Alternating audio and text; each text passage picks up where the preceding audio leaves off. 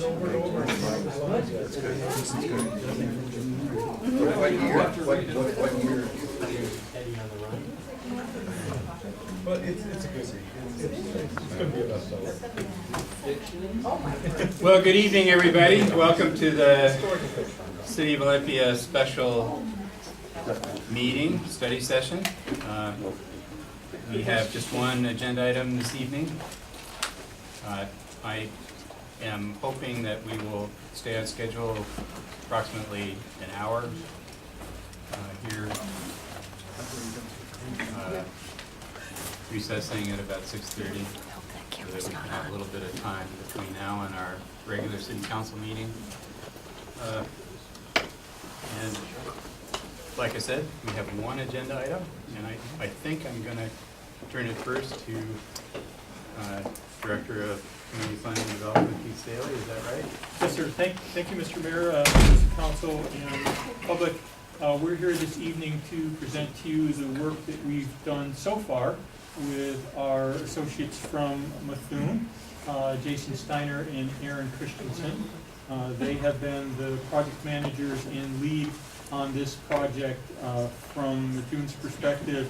Paul Ingman has assisted along with Agnieszka Kiska from the Planning Commission's perspective, and I've served as the lead for the city.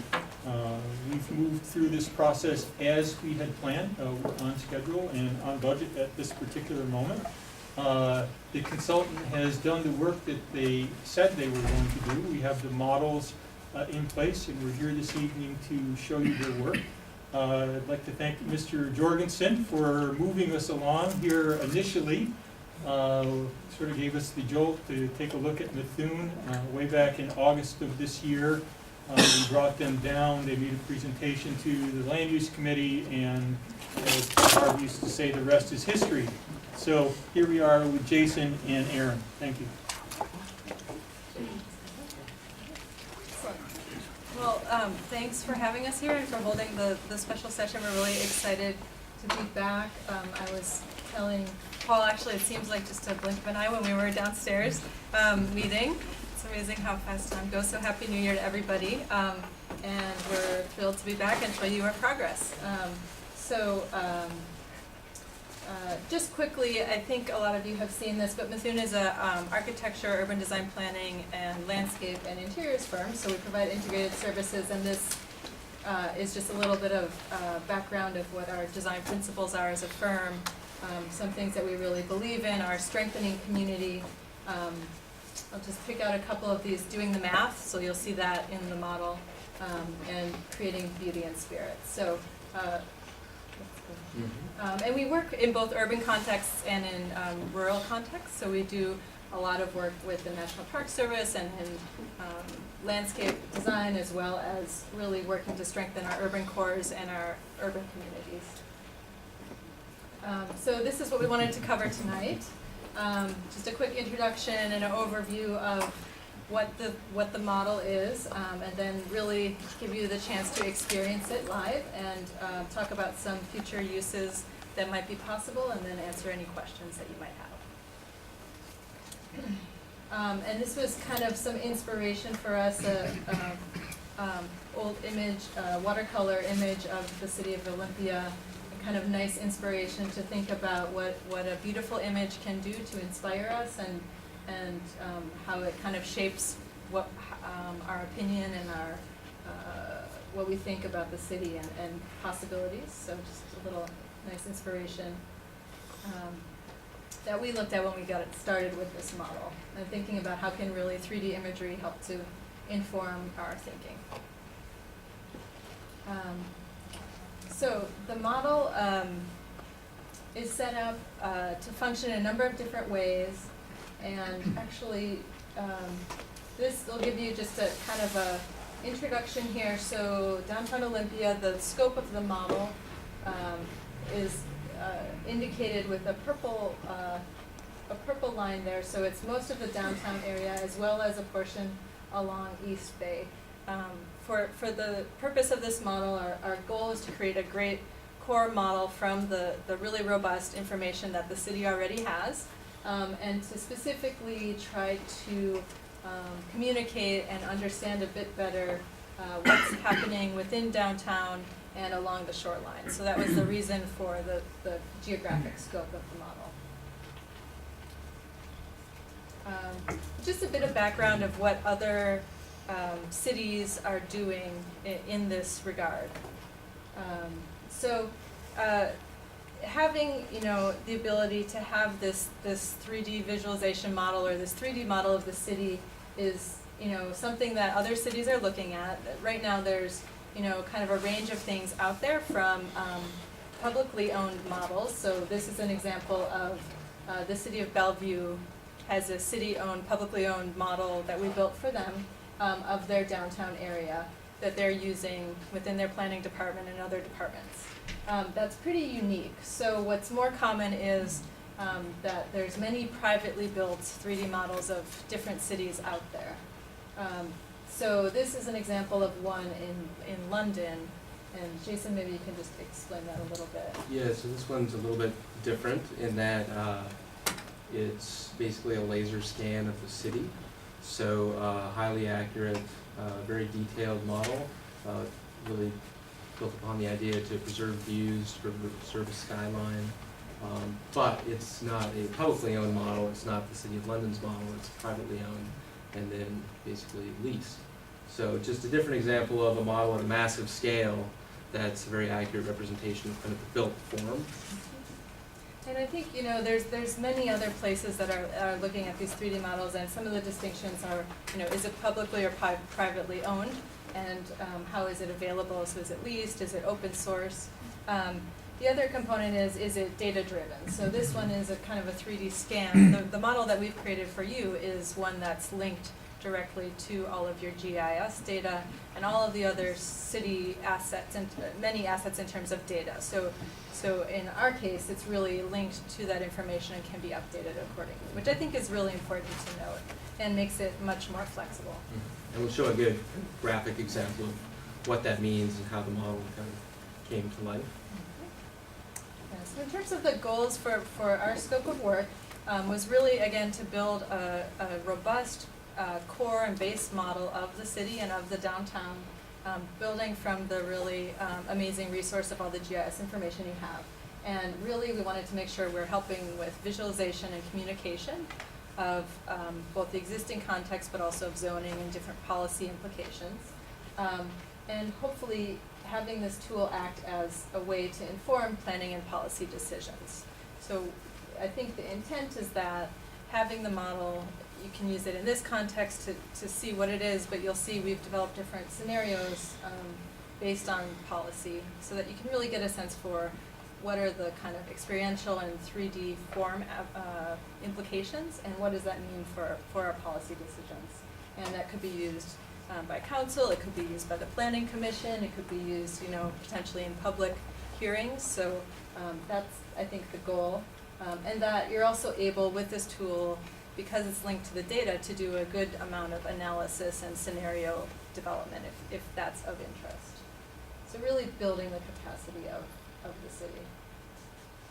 So I'll let Jason describe how we built the model, so you can see that. Okay, and apologies if this makes anybody sick. This is kind of warp speed. We don't want to sit on this too long, but you can kind of see a little bit under the hood really quick how we linked up to the GIS data that the city already has for the terrains, the topography, so highly accurate topography, the road networks, and then the actual buildings and then the height of the buildings. So that's all linked to the data. So if the data is ever updated or changes, the model can change to reflect that. So it's kind of hardwired into that data. So again, apologies for the warp speed on this, but you can kind of see how the model was created to get a good idea for what's going on here. So again, it's tapping into the data, and you can see these forms kind of popping up based on little rules that were assigned to them. So a lot of this is data driven. It's not kind of intense manual labor. So you can see as we're populating the roads with cars and lane markings and that, you can see how the model started to come to be. And this again is existing kind of context. And you can start to see here, this is a peek at the different scenarios we built. So the buildings that are in kind of a white, yellow, and orange here. So these are kind of full build-out scenarios based on certain parameters. So essentially we wrote the rules for development and then let the model kind of grow what would happen if those were the given rules. So you can start to see in here as we're manipulating those rules, you see the model kind of change and update in real time. With the idea being it's a really flexible tool that can evolve over time as you look at different scenarios. And again, this is kind of under the hood, so somewhat abstract. And we'll see a more illustrative model in a second, but just defining some really simple rules and watching the model change based on some simple lines of code. So no, that's it, so that's great. And then we'll move on to the different model uses Right. as of right now. Right. So in terms of what we completed to date, as Jason said, we have a model showing the existing context, so what's there today downtown, based on all the LiDAR data and other information we had.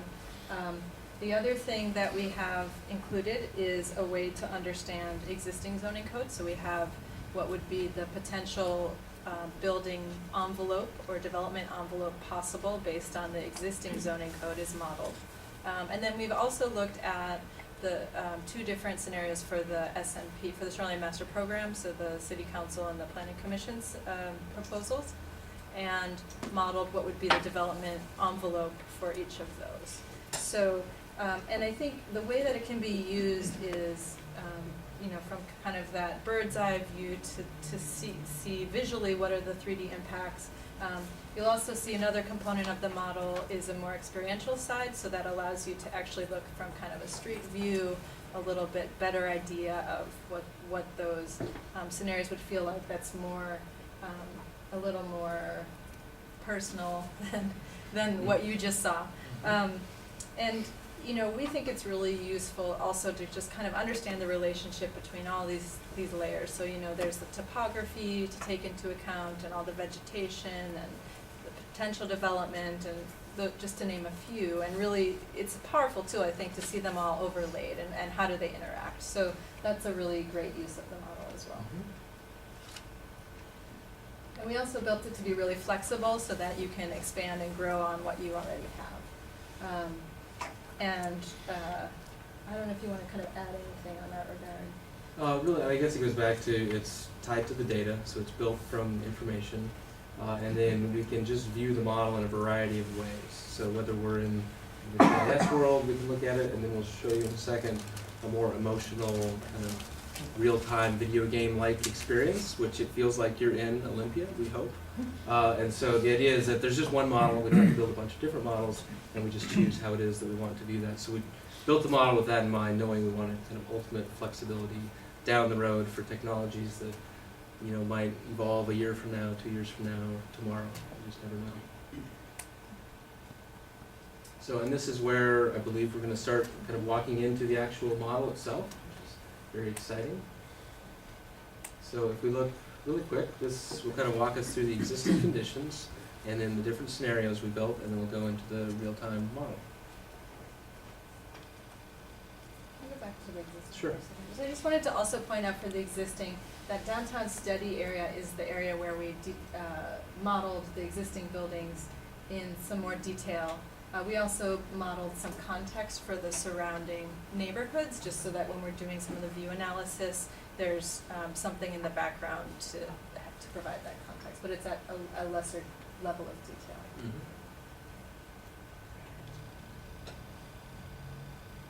So these are the different kind of ways that, again, we're wanting to use the scenarios. These are all predefined scenarios based either on existing code or proposed code.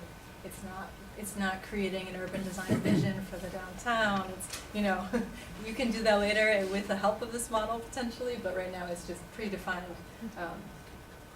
parameters and really understanding views and how those might change.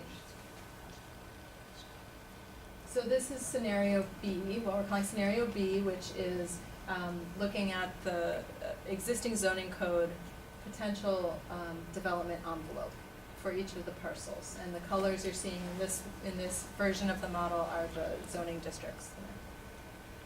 So that's existing zoning. Go to the next one. So this one is one of the shoreline master program scenarios, code scenarios, and I believe that this one, let me just double check. So, I'm sorry. So scenario C is the city council proposed SMP regulations, and so you're only seeing the variation along the 200 feet within the shoreline. The rest of it is shown according to existing zoning. And then scenario D, which is this one here, is the planning commission proposed SMP. So again, if you maybe go back and forth between those two, so you can kind of see the difference along some of those shoreline adjacent parcels where there's a different proposal for allowance of building heights or setbacks. So that gives you an idea of each of the different scenarios that were modeled. And so we'll get to the exciting part in a minute. But what we wanted to mention is that, you know, we think that, of course, the ground level kind of experiential understanding of the impacts of this code is important. We also want to make sure that you have the sort of more regulatory backup that you need when you're doing viewshed analysis. So what this image is showing is a 2D GIS-based viewshed analysis.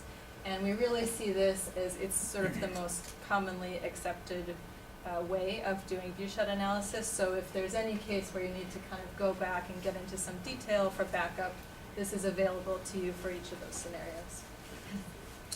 Should we fly into the actual? Could you describe what we're looking at? Oh, I don't sure, quite I'm sorry. understand what's on the screen. Sure, yeah. So what we did, and in terms of viewshed analysis for this, is that we worked with Keith and with the project team to identify several different viewpoints within the city that were desired to be studied. And so each of these is a viewshed analysis as if you were standing at each of those different points. So one is standing at the Capitol building, at West Bay Park is the one in the center top, Court property at Percival Landing, so they're at different locations. And then if you were standing at each of those locations, the yellow area here is what you're able to see, a human would be able to see from that point. And that's based on if there are buildings blocking the view, if there's a hill or a bluff or trees, if there's a large vegetation blocking it, all of that is taken into account. And as I understand it, I believe the intent is to see with you know, either the potential build out of existing zoning or the different shoreline master program options, how might those change your view from that point? And this, again, is a more kind of commonly accepted way to perform the analysis, but as you can see, it's quite technical and you know, not particularly intuitive. So we want to have both this and also the viewpoint. We have these same viewpoints loaded in the 3D model, which you can see in a minute. Great. Does that answer your question? It did, thank you. Good.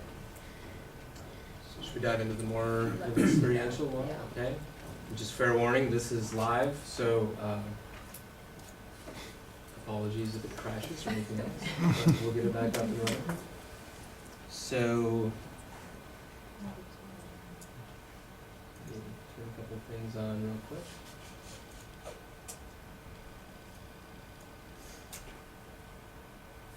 So again, while Jason's getting this set up, this is all the same data that's in the other images that you saw from GIS, just being viewed in a different way through this software. Apologies on the screen here, it's a little bit dark, but so you can see basically the extent. So this is a real time, again, it's kind of like a video game. This is the city, and you can kind of see, as of right now, we'll actually turn those off.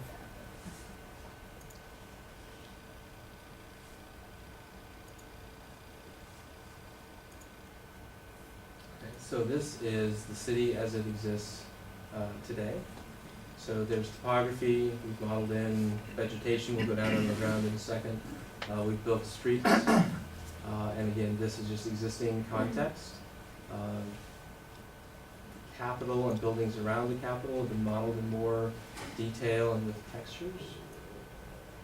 Buildings in the surrounding area have been modeled to reflect kind of what they are, whether it's residential or commercial, and it's kind of built to the appropriate height with the appropriate roof type, so it reflects the kind of an accurate skyline or distant view without being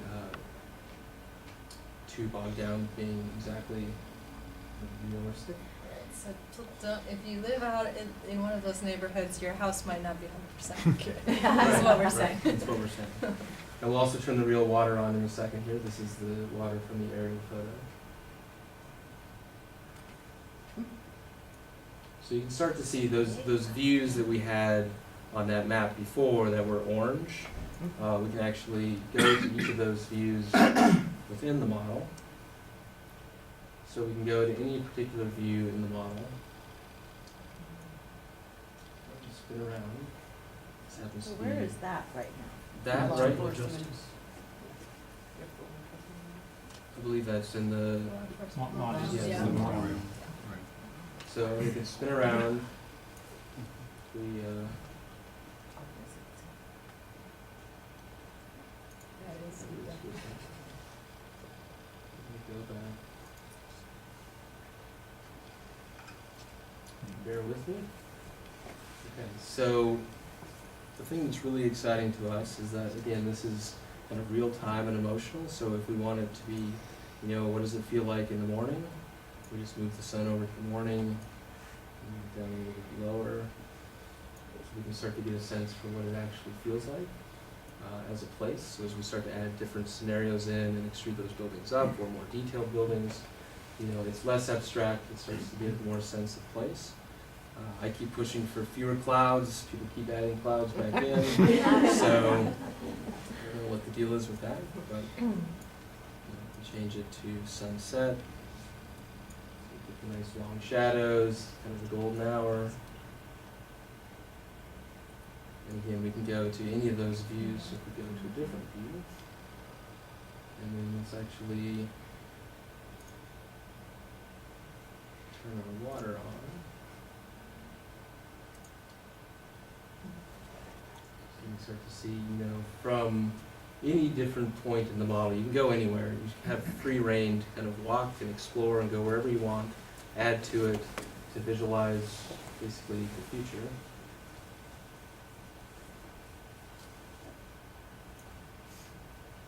And if we go up a little bit,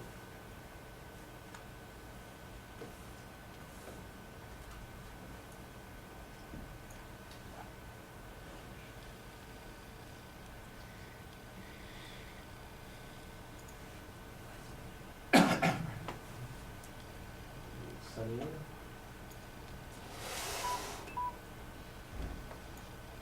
Then we go to the aerial view here. To start to show the different scenarios and how they're built, and then go down to the eye level and see how that really plays a role. And go to eye level, look at different scenarios and really see, what do you still see the Capitol, what do you see, what can't you see, how does it feel kind of on the street. and as Jason's pulling up the scenarios, I just wanted to mention, so the way it's shown here is existing buildings are in that solid white color. When you see the scenarios, because we're not representing what an actual building might be, we're just representing the envelope, maximum envelope of what the development could be. They're shown in a translucent gray color, so you'll see that in a minute. So we're essentially, in the base model, there are rules associated to that where certain parcels are likely to develop or not. So we just said yes or no, they could be developed or could not be developed, and those go away, and then that allowed new development to come in. So we can just turn off. So don't be alarmed. See some of the city go away, and then the new stuff. So this was the first scenario that we showed. See it, scenario B. So this is based on existing zoning. What would be the potential full build-out envelope based on existing zoning? And so you'll see on a lot of these parcels, you can actually see the existing building kind of ghosted in below that envelope. And we can start to see that we can easily toggle through the different scenarios. So this would be scenario C. So this is the city council proposed SMP regulations, so really the difference is gonna be along the shoreline there.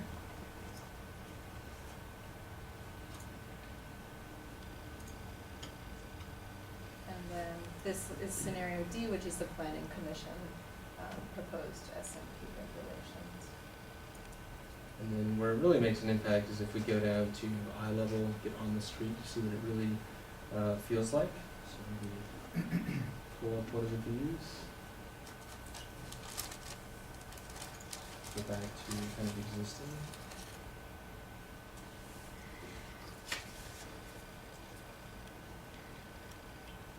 So somewhat abstract, but this is essentially the existing conditions, kind of bulk and form of the existing. And then if we were to, we could do it one of two ways. We can keep that on and turn on a new scheme, so you can kind of see what the new scheme is in relation to that, or we could turn it on and we could turn off what's existing. And which scenario? So what is this Scenario one? B. So this is existing zoning, potential full build-out envelope. And so where are we? Is that, Looking at Columbia, looking south Oh. on Columbia, right? So we are basically,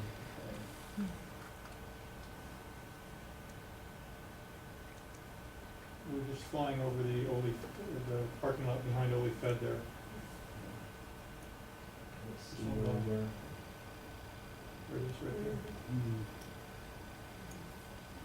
there. And we can also, we have these streets that have a really nice, smooth, continuous kind of feel on the streets, so it feels like the right, and it has the right emotional experience, but we can also turn those off and have kind of the pure, straight from the GIS data, absolutely correct kind of curves and lane markings and everything else. So again, really flexible, you can kind of choose how it is you want to view the model. And then you're really, free to explore. Do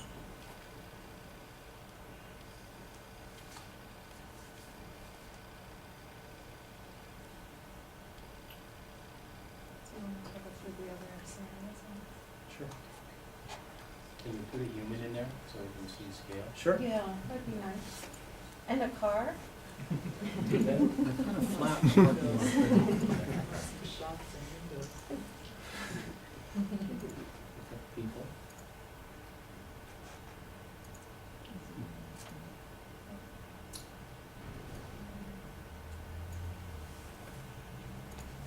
They do walk in place, so it's a little somewhat disconcerting, but I know, it's not Little perfect, treadmill. but cars. Mid-size or compact? Yeah, exactly. We have a lot of sports cars, which is strange. Better be an electric car. Well, there is a Prius.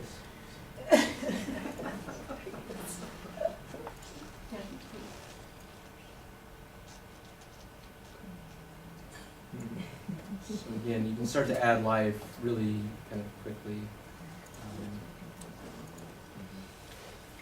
And it's not just cars, we can add birds. We don't have seagulls and, oh, sorry. Low-flying duck. Oh, yeah. Probably shouldn't have tried to do that. And then he'll just keep on going too, so apologies for that. But we can, basically toggle through the different schemes, so we can have them on at the same time to look at, the next scenario. You see, which is And probably Similar from from this this point. point, they're probably all three scenarios are the same because we're not near the shoreline too Right. much, But you can see obviously the difference between existing conditions and what could be built out. Turn those on so you can see them in tandem.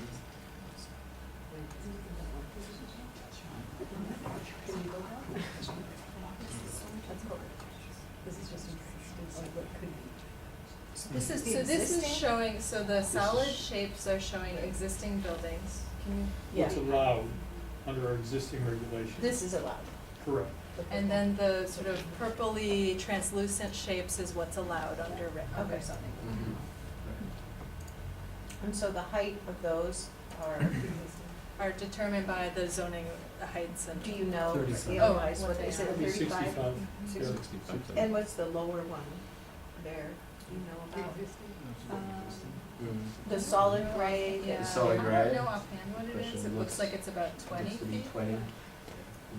But there's all at 65 then, the blocks, the buildings. Okay.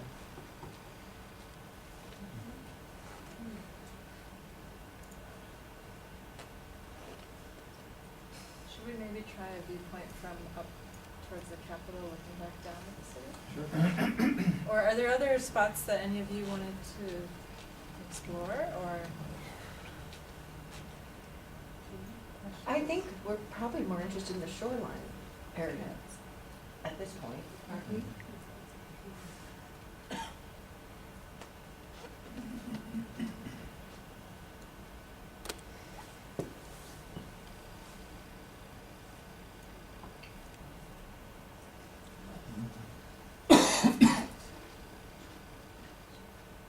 Keith, did you say that then how far out did it go on West Bay? Did it go to the extent of the full shoreline?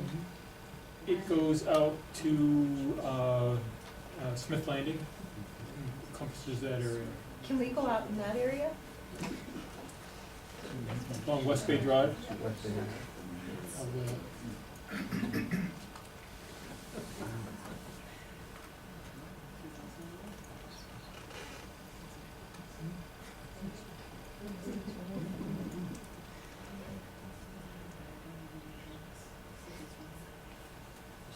Sorry, if anybody gets sick. It's a little slow. Flying over the port.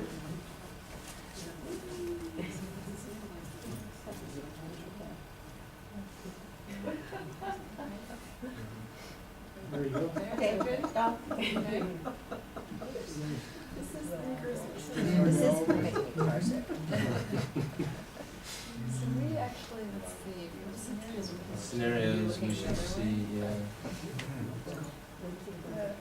Planning commission versus the city versus current.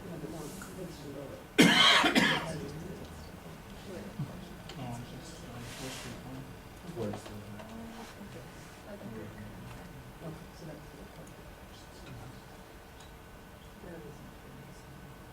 No, that one's not reading quite correctly there. Two properties extending into the water. It's grabbing the tax. I think actually, Yeah, it's, Yeah, it's, right, it's built to exactly. that, so that's, if we, let's turn this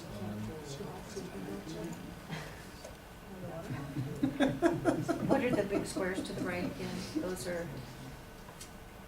what So did I you think, say? so the way that the forms are generated is based on the tax parcels, Tax parcels, on the okay. parcels, and so I think the reason for those shapes over the water is because the parcel extends out over the water. So that might be a little thing that could be adjusted. So I can't tell, are we all the way north now? The large block to the right is the Hardell property, because we're, Oh, okay.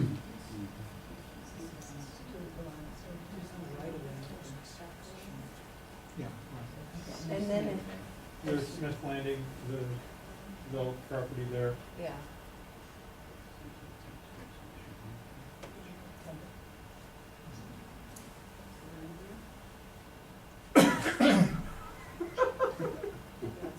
I think, is that far? No, there we go. Yeah, so that'd be an important change to make then, I would think, to adjust it to the shoreline. So maybe just contract. So can we zoom in a little more? Sorry. It's like I want to take the control. Hey, Fly in. We'll give you the remote. yeah. Right there? Further to your left. That way? South. Yeah. bring this right down to eye level. Actually, yeah, We should drive up or drive south on West Bay Drive. yeah, let's get on West Bay Drive and drive. You want the Prius? Oh, yeah, The red?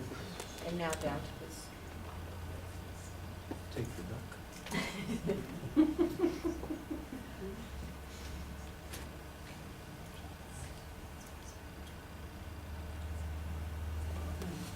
What scenario is this?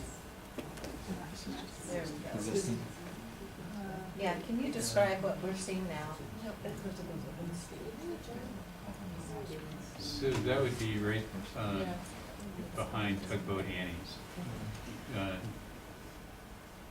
was Right, more interested in hearing why the clear boxes are, the property line goes over the street and then, Yeah, and it's maximum build out according to the parcel lines, is that correct? correct, with all the, So- required setbacks and everything. So, But actually, those wouldn't be required setbacks because they look like they're going right along the parcel edge. In those Right. particular areas where there's zone UW, there may not be setbacks. So it's 100% build out on parcel lines. Correct. There are other development regulations Right. that come into play And- that we weren't able to model here within the parameters of this particular contract, like percentage of lot coverage, for Exactly. example, and those sorts of things.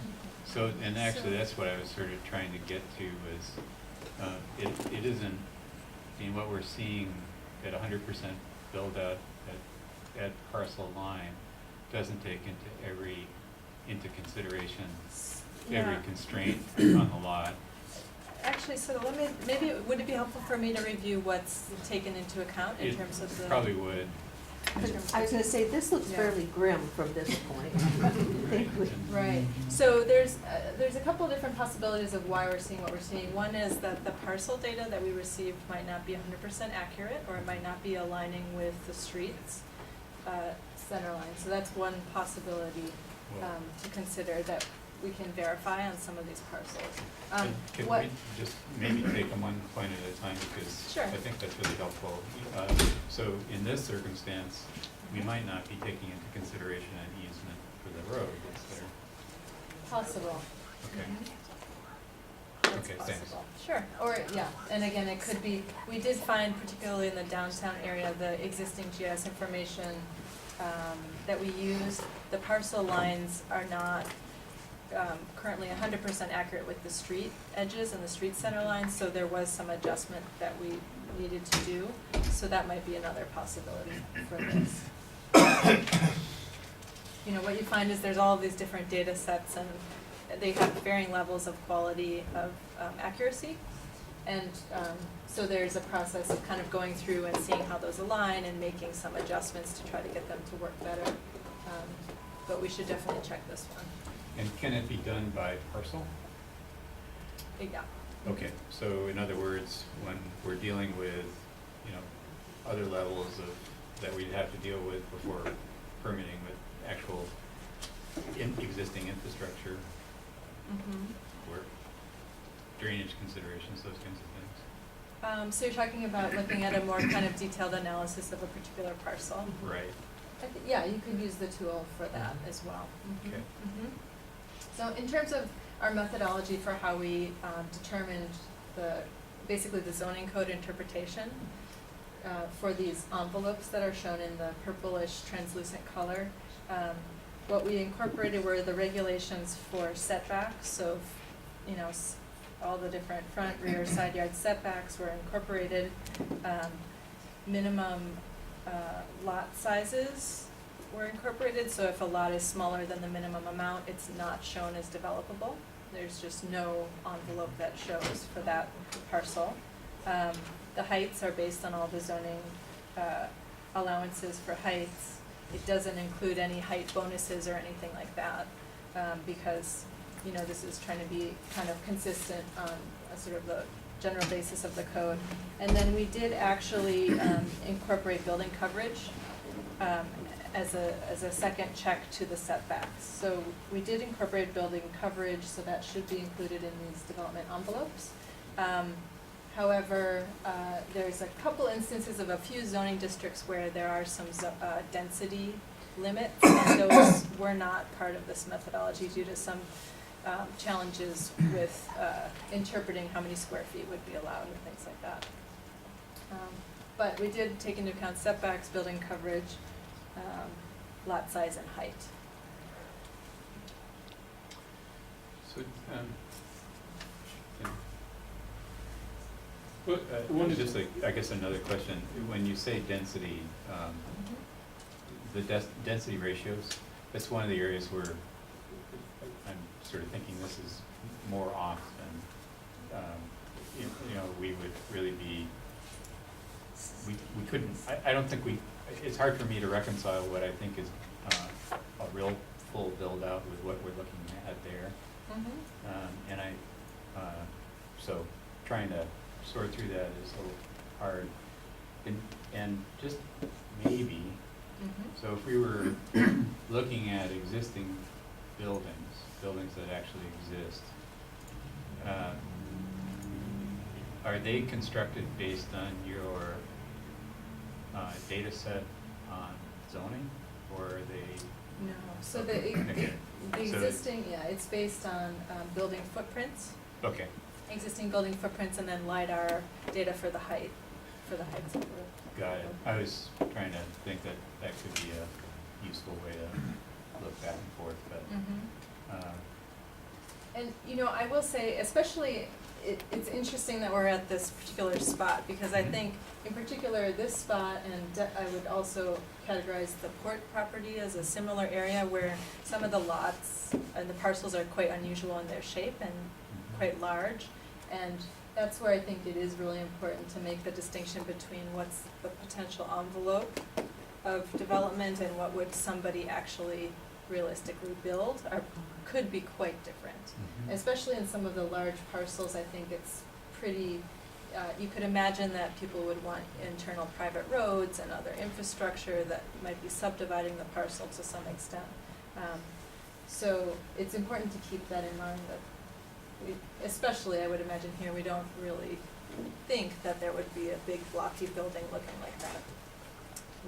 like that envelope. So I think.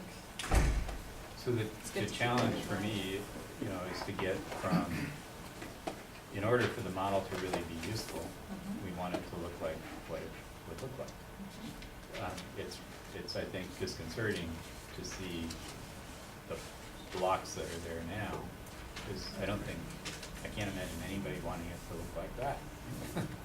Yeah, it's an interesting challenge. So the model that we built for the city of Bellevue, they actually chose to have us, it's kind of an interesting area. So they actually chose to have us do some design of what might be some buildings based on existing code, and kind of a combination of that to give a little bit more realistic look.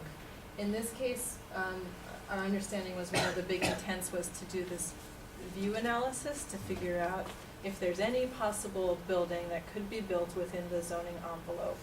So it could be on the front edge and to the maximum height, or, you know, it could be anywhere within that envelope. What would be any possible impact on views?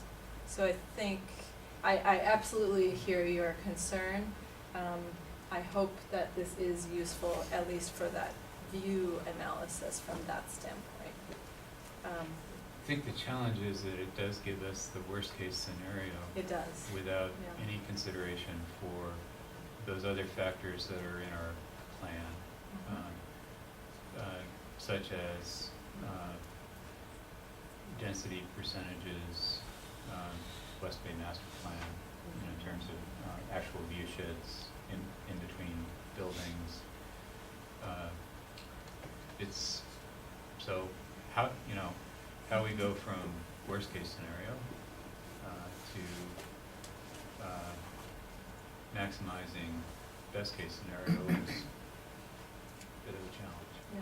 Well, and you're absolutely right that there's many other aspects of the code that this doesn't take into account that are working to improve from the worst case scenario. And I think what we hope, it's interesting because also I think when we first looked at some of the different components of the model as we were developing it with Keith and the project team, what became very quickly obvious is that it's a very powerful tool. And I think human nature is to begin to ask questions, of course, can we use the model to understand how could we maximize development capacity and maintain particular view corridors? Or what could we do if we wanted to think about, expanding the open space network, and, that's sort of the natural progression of thought. Please keep in mind, I think that this is a really strong and powerful basis for the city to use. But you're right that we should be thinking about how do we use the model, because we want it to communicate accurately, right, what the intent So is. Yeah, Jenny and Steve. I just, okay, so moving beyond the large boxes showing the size of the build-out, can we get down to street level or go further down, or is that the way it is all the way down, is just the blocks of parcels?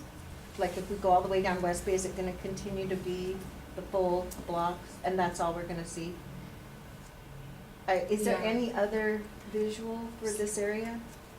For this area, it's the existing condition and then the blocks for the different potential build-outs. So there's no way for us to see from the street level, what the current view is versus. We can do that. Could yeah. we do that? Mm-hmm. It would be nice to see street level now. So you wanna go on West Bay Drive? Uh-huh, and probably further south, Okay.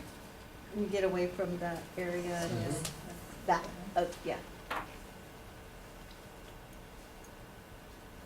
Actually, why don't we just go to the Smith Landing area? So she's that Just a white little building further right there, south. right where your cursor is. Yeah, that'd be a good one. That's street level.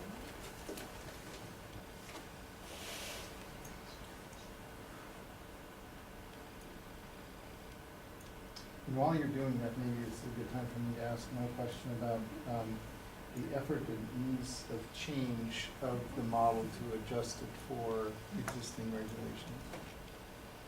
So, yeah, it's quite flexible to adjust You need to the go that other regulations. way. So go back This way.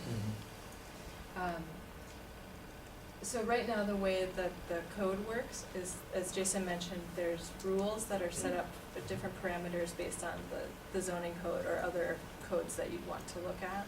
So we'd just be editing those codes to adjust if you were interested in looking at other regulations, or if your codes update or whatever it might be. So Aaron, maybe to expand on Councilman Liger's question, can you do building by building? So could we take a building like the Smith Landing in concept and say, let's set it back 5 feet, let's require a step back in the building, can we do stuff to buildings too? Yep, absolutely, absolutely. Yeah, I mean, the capability is to develop a quite detailed model of any of the buildings or any of this That's what would if be you're really helpful, interested. yeah. Right? We wanted to kind of start with the basics and start to understand the ways that it could be used and get definitely the existing context in place. So it's a good Can you go? part, point? A I'm little bit not further sure where south. we are You right need to now. go further to the north. Yeah, you need to You're be. going in the right direction, Jason. Okay. There you go, that's Smith Landing. Okay, right about in there. Or that may not quite be the Smith Landing, actually.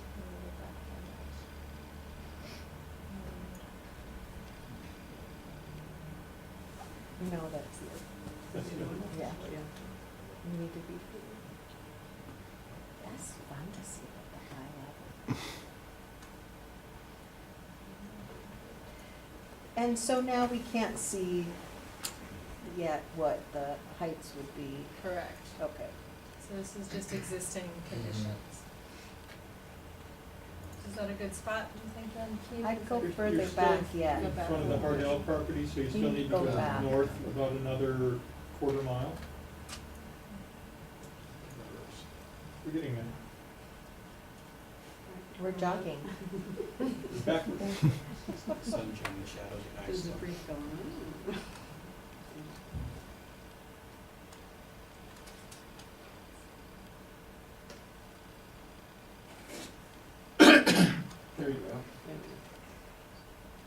probably even further back a little to get Just behind that building. yeah, back. It's actually There. interesting Oop. to look Oh. at Smith Landing according to this build out. Yeah, it's Compared just a to- box, right? Yeah, right.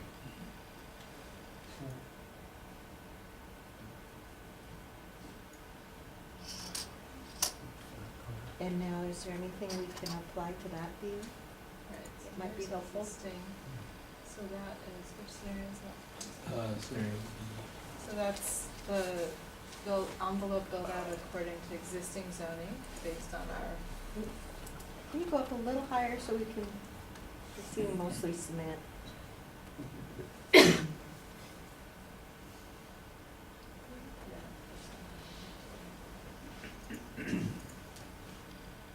add a person in there too to help with the scale.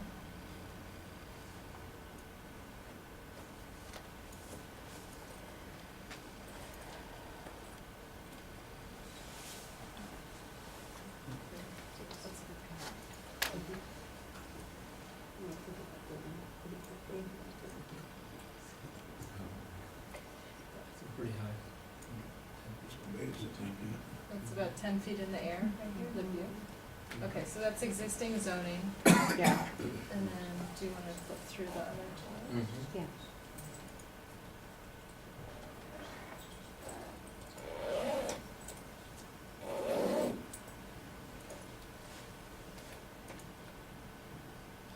So this is scenario C, is Which that right? is- Which No, is, this is D. okay, this is D, so this is planning commission, SMP proposal. And so the height there is, So you can see it's quite a bit lower. 35. is it 35 That there? is- And then, Let's see.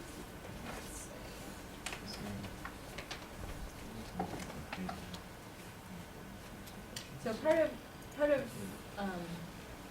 something to keep in mind is that this model, we primarily use for kind of this experiential view.